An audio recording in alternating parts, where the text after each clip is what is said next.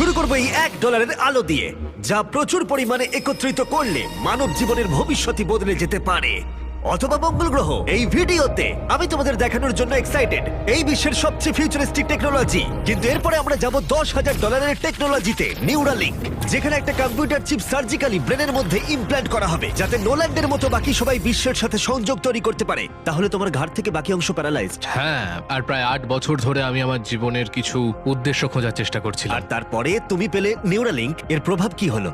কম্পিউটারের মাধ্যমে যে যা পারে আমিও তাই করতে পারি। আরো সত্যি এটা পারে, শুধুমাত্র ওর ব্রেন ব্যবহার করে। তোমার চিন্তা ভাবনাই তাহলে এটাকে এগোচ্ছে। হ্যাঁ হ্যাঁ, একদম। আমি চাই তুমি তোমার ভাবনা দিয়ে একটা টেক্সট করো। ঠিক আছে।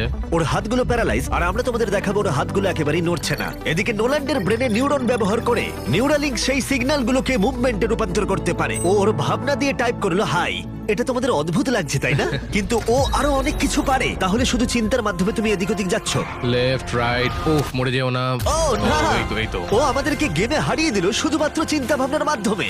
আমি কখনো ভাবিনি যে এটা আমাকে এমন কিছু করতে দেবে। ফিউচার টেকনোলজি শুধুমাত্র আমাদের মাইন্ডকে সাহায্য করে তাই নয়, তার সাথে বডিকেও